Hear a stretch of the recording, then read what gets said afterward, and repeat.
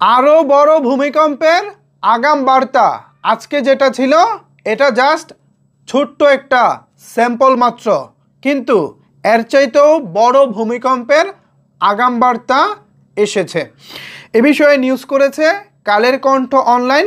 চলেন এখান থেকেই বিস্তারিত বোঝার চেষ্টা করি।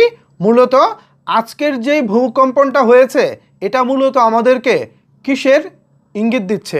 ভিউয়ার্স, কালের কণ্ঠ অনলাইন এখানে তারা শিরোনাম করেছে এটি বড় ভূমিকম্পের আগাম বার্তা।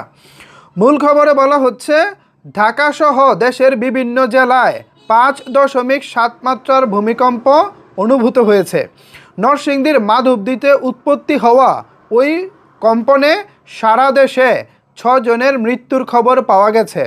শুক্রবার 21 নভেম্বর সকাল 10:38 এ ভূমিকম্প হয়। ভূকম্পনে রাজধানীর পুরান ঢাকার বংশালে রেলিং ধসে 3 জন পথচারী নিহত হন।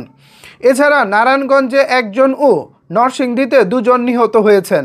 এই ঘটনায় অর্ধশতাধিক মানুষ আহত হয়েছেন এবং বহু মানুষ আতঙ্কিত অবস্থায় রয়েছেন।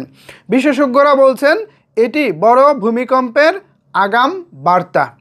এ বিষয়ে বাংলাদেশ প্রকৌশল বিশ্ববিদ্যালয়ের পুরকৌল বিভাগের অধ্যাপক ও ভূমিকম্প গবেষক মেহেদী আহমেদ আনসারি বলেন, বড় ভূমিকম্প আসার আগে ছোট ছোট ভূমিকম্প হয়, এটি তার আগাম বার্তা। তিনি আরও বলেন, সাধারণত 100 থেকে 150 বছরের মধ্যে পরপর একটি অঞ্চলে বড় মাত্রার ভূমিকম্প হওয়ার সংখ্যা থাকে। বাংলাদেশ ও এর আশেপাশের কাছাকাছি এলাকায় গত 150 বছরে একটি বড় ও প্রায় 5টি মাঝারি মাত্রার ভূমিকম্প হয়েছে। বাংলাদেশের আশেপাশে সবচেয়ে বড় ভূমিকম্প সংঘটিত হয়েছিল প্রায় 100 বছর আগে, তাই আরেকটি বড় ভূমিকম্প কাছাকাছি সময়ে হতে পারে এমন সংখ্যা রয়েছে বলেও মন্তব্য করেন তিনি। মেহেদী আহমেদ আনসারি আরও বলেন, বিল্ডিং কোড না মেনে ভবন তৈরি করলে ক্ষয়ক্ষতি বেশি হবে, এটাই স্বাভাবিক। ঝুঁকিপূর্ণ ভবনগুলো চিহ্নিত করে ব্যবস্থা নেওয়া জরুরি। বিশেষ করে ঢাকা, চট্টগ্রাম সহ দেশের বড় বড় শহরগুলোতে অপরিকল্পিতভাবে যে ভবনগুলো গড়ে তোলা হয়েছে তাতে ক্ষতির সংখ্যা বেড়েই চলেছে।